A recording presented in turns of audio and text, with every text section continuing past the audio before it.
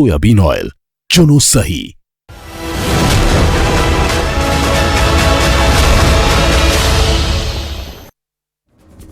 2019 में एक नारा काफी पॉपुलर हुआ था, जिसके दम पर भारी बहुमत के साथ बीजेपी दोबारा से सत्ता में आई। कुछ उसी तरह इस बार भी एक नारा दिया गया है, मोदी का परिवार, क्योंकि बिहार के पूर्व सीएम लालू यादव ने प्रधानमंत्री मोदी के परिवार पर टिप्पणी की है, जिसके बाद में प्रधानमंत्री मोदी के साथ में अब बीजेपी के तमाम बड़े नेता इस मुहिम को आगे बढ़ा रहे हैं।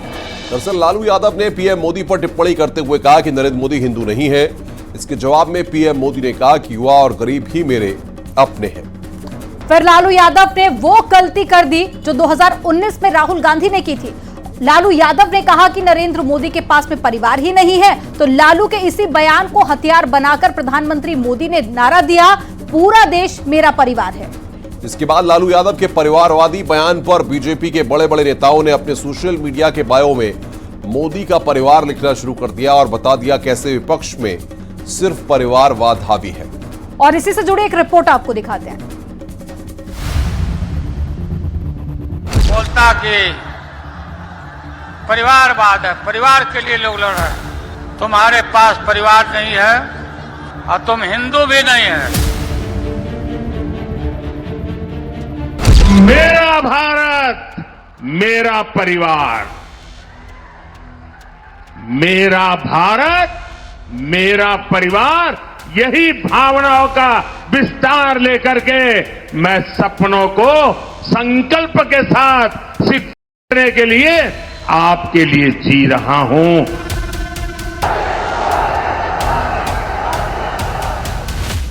परिवारवाद की पिच पर मोदी के मास्टर स्ट्रोक ने 24 का चुनावी एजेंडा ही बदल दिया। लालू यादव की टिप्पणी पर पीएम मोदी ने ऐसी प्रतिक्रिया दी, परिवारवादी सोच की हवा निकल गई। और फिर जो तस्वीर देश के सामने आई वो कुछ ऐसी है। अमित शाह, जेपी नड्डा, योगी आदित्यनाथ और बीजेपी के बड़े बड़े नेताओं ने सोशल मीडिया पर बायो बदल लिए और साफ साफ शब्दों में लिख दिया, मोदी का परिवार।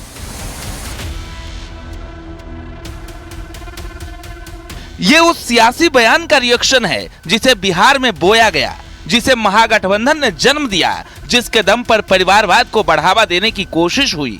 लेकिन मोदी के एकमात्र जवाब से विपक्ष का पूरा गेम ही खराब हो गया। बोलता कि परिवारवाद है, परिवार के लिए लोग लड़ रहे हैं। तुम्हारे पास परिवार नहीं है और तुम हिंदू भी नहीं है। तुम्हारी माता जी का जब देहावसान हो गया तो हर हिंदू अपने मां के शोक में केस दाढ़ी बनवाता, दाढ़ी छिलवाता। क्यों नहीं छिलवाया बताओ? मेरा भारत, मेरा परिवार,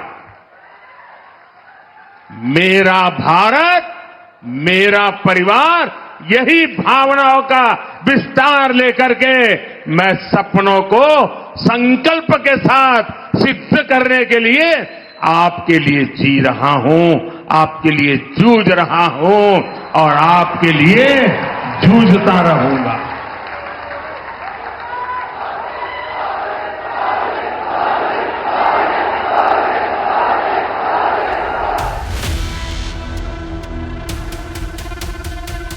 न सिर्फ लालू यादव ने पीएम मोदी का अपमान किया, बल्कि विपक्ष के बड़े बड़े नेता परिवारवादी सोच को बढ़ावा देने की कोशिश में जुट गए। लेकिन उन्हें क्या पता, ये परिवारवाद अपने ही जाल में फंसने जैसा है।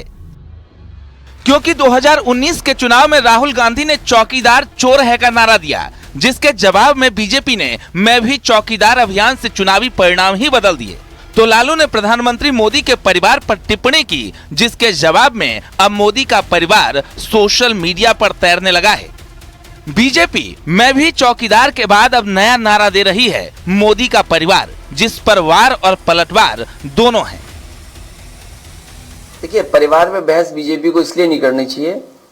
बीजेपी संकल्प है कि किसी भी परिवार वाले को टिकट नहीं देगी और किसी भी परिवार वाले से वो वोट नहीं मांगेंगे। इन सब का लक्ष्य है कि 2047 तक यदि इनकी पार्टी रहे तो इनके परिवार के हाथ में सत्ता रहनी चाहिए, और यदि सत्ता मिल जाए तो सारी अर्थव्यवस्था इनके परिवार की मजबूत होनी चाहिए। मोदी जी का लक्ष्य है भारत विकसित प्रखर होकर आना चाहिए और भारत की अर्थव्यवस्था मजबूत होनी चाहिए। इसलिए हम ये कहते हैं ना, हम रहे ना रहें, भारत ये रहना चाहिए।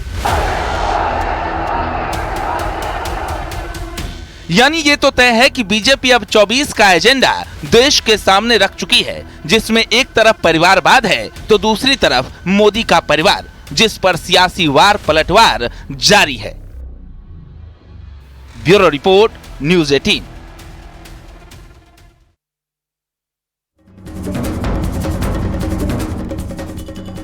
तो एक तरफ परिवार पर सियासी वार जारी है, तो वहीं दूसरी तरफ बीजेपी 400 पार के लक्ष्य को साधने का रोड मैप तैयार कर चुकी है और इसके लिए पीएम मोदी आगामी चुनावी दौरा भी तय हो चुका है। तो वहीं सीएम योगी भी विकास योजनाओं के जरिए फर्क समझा रहे हैं। अगर बात चुनावी दौरे की करें तो अगले 10 दिन में प्रधानमंत्री मोदी 12 राज्यों में चुनावी कार्यक्रम करने जा रहे हैं और 12 राज्यों में प्रधानमंत्री मोदी के 29 कार्यक्रम तय हो चुके हैं। इस दौरान पीएम मोदी आज तेलंगाना में थे और वहीं अब तमिलनाडु और उड़ीसा का दौरा भी तय हो चुका है। साथ ही बंगाल, बिहार और असम में भी पीएम मोदी की चुनावी रैली होने जा रही है और सबसे अहम 370 सीटों का नारा देने के लिए 7 मार्च को प्रधानमंत्री श्रीनगर में जनसभा को संबोधित करेंगे। तो दूसरी तरफ सीएम योगी और मध्य प्रदेश के मुख्यमंत्री भी हिंदुत्व के साथ विकास का संदेश दे रहे हैं। आपको रिपोर्ट दिखाते हैं। मेरा भारत, मेरा परिवार।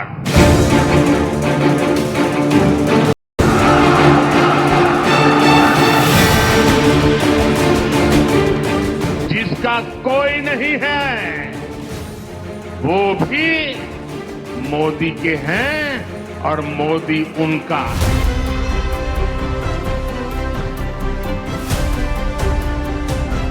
उत्तर से दक्षिण तक, पूरब से पश्चिम तक बीजेपी 400 पार का नारा दे रही है। राम लहर पर सवार बीजेपी अयोध्या में जय जयकार लगा रही है और फर्क समझा जा रहा है कैसे अराजकता पर आस्था भारी है।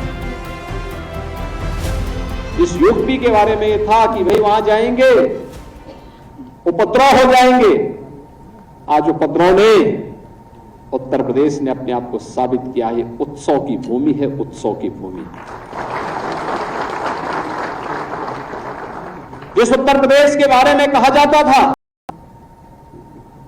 कि अराजकता है, अराजकता नहीं है, उस अराजकता को डबल इंजन सरकार ने आस्था में बदल दिया है। पीएम मोदी तेलंगाना में चुनावी जनसभा कर रहे हैं। सीएम योगी उत्तर प्रदेश में विकास परियोजनाओं की सौगात दे रहे हैं और मोहन यादव रामलला के दरबार में मत्था टेक रहे हैं। यानी बीजेपी के बड़े बड़े नेता 24 के रण में दम दिखाने लगे हैं और सनातन के साथ विकास के मुद्दे को अमली जामा पहनाने लगे हैं। तेलंगाना के भी लोग पूरे जोश से कह रहे हैं, तेलंगाना के गांव गांव से आवाज आ रही है। नौजवान भी बोल रहा है, बुजुर्ग भी बोल रहे हैं, महिलाएं भी बोल रही हैं, शहर वाले भी बोल रहे हैं, किसान बोल रहा है, मजदूर भी बोल रहा है। अब की बार 400 पार, अब की बार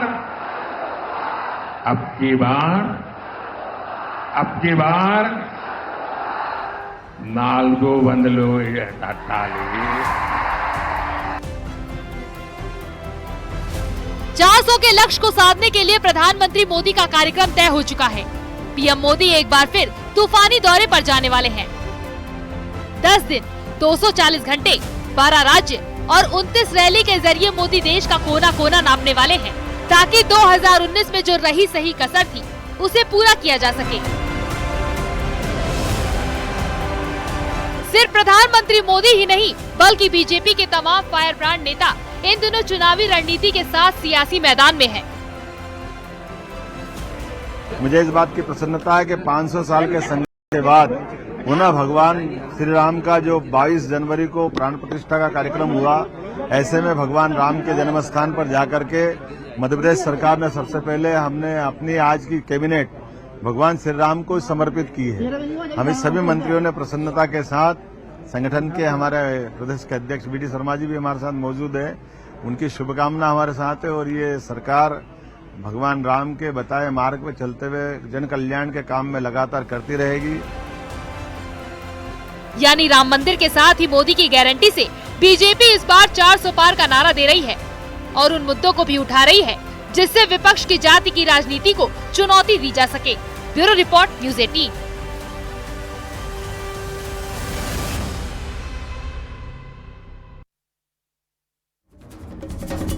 राज्यसभा चुनाव के बाद आज बीजेपी अब एमएलसी चुनाव में क्लीन स्वीप करने के मकसद से रणनीति तैयार कर रही है। तो वहीं राज्यसभा चुनाव वाली गलती फिर न दोहराई जाए, इसके लिए अखिलेश यादव भी पहले से ही अपने कैंडिडेट्स मैदान में उतार चुके हैं, ताकि 13 सीटों पर होने वाले इस चुनाव में संख्या बल के हिसाब से कम 3 सीट पर समाजवादी पार्टी जीत सके। आपको बता दें कि एक एमएलसी प्रत्याशी को जीतने के लिए 33 वोट चाहिए। एनडीए के पास में वोटों की संख्या 288 है। ऐसे में बीजेपी 10 एमएलसी को जिताने में सक्षम है। तो वहीं समाजवादी पार्टी के पास 3 एमएलसी को जिताने के लिए पर्याप्त नंबर है, लेकिन बीजेपी ने 11वां प्रत्याशी उतारा तो मामला फंस सकता है। आपको रिपोर्ट दिखाते हैं।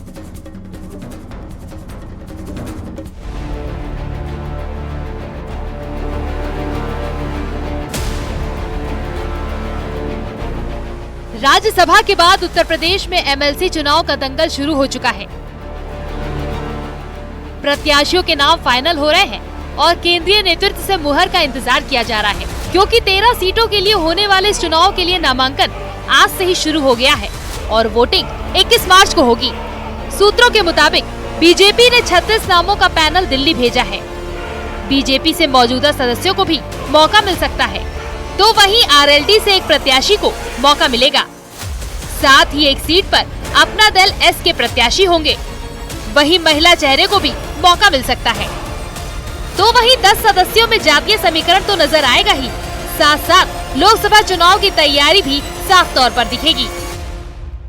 यूपी में एमएलसी की 13 सीटों के लिए आज से नामांकन शुरू हो गए हैं। अगर बात करें सियासी दलों की, तो भारतीय जनता पार्टी ने 13 सीटों के लिए प्रत्याशियों के नामों का पैनल भी तैयार कर लिया है। दरअसल भारतीय जनता पार्टी ने 10 प्रत्याशी बीजेपी उतारने के मूड में नजर आ रही है और भारतीय जनता पार्टी ने 36 नामों का पैनल तैयार किया है और बीजेपी कयास ये लगाए जा रहे हैं कि 10 प्रत्याशी एमएलसी के चुनाव में उतारेगी। वहीं समाजवादी पार्टी ने 3 प्रत्याशी फाइनल कर लिए हैं, जिसमें सपा प्रदेश अध्यक्ष नरेश उत्तम पटेल, पूर्व मंत्री बलराम यादव और आलम उर्फ गुड्डू जमाली का नाम है। लेकिन राज्यसभा चुनाव की तरह ही बीजेपी यहाँ भी अगर एक अतिरिक्त उम्मीदवार उतारती है तो फिर विपक्षी पार्टियों में टूट-फूट हो सकती है। भारतीय जनता पार्टी एक 24/7 कैडर बेस्ड पार्टी है।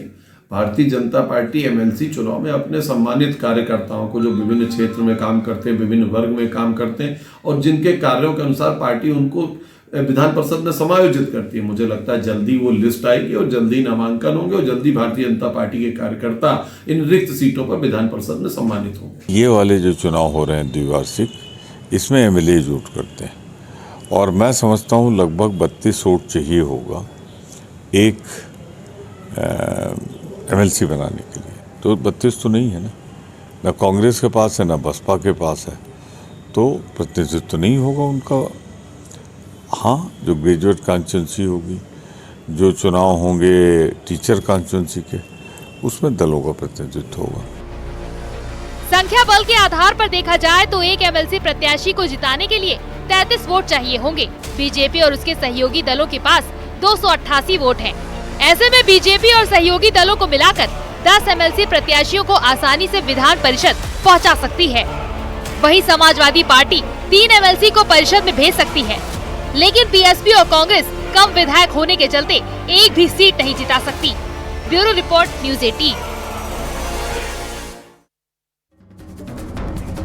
दिल्ली में मंथन के बाद भी योगी मंत्रिमंडल में विस्तार की चर्चा तेज हो गई है। दावा किया जा रहा है कि कल यूपी में 4 से 5 नए मंत्री बनाए जाएंगे, जिसमें आरएलडी, एसपी, एसपी के कोटे से एक और बीजेपी से 2 नए चेहरों को मंत्रिमंडल में शामिल किया जा सकता है। दावा यह भी किया जा रहा है कि ओम प्रकाश राजभर को योगी मंत्रिमंडल में जगह मिल सकती है, तो वहीं समाजवादी पार्टी से बीजेपी में आए दारा सिंह चौहान को भी मंत्री बनाया जा सकता है। साथ ही आरएलडी कोटे से राजपाल बालियान को योगी मंत्रिमंडल में जगह मिल सकती है। यानी बीजेपी इस बार मंत्रिमंडल विस्तार के साथ ही चुनावी रणनीति को धार देने की तैयारी भी कर रही है। आपको रिपोर्ट दिखाते हैं।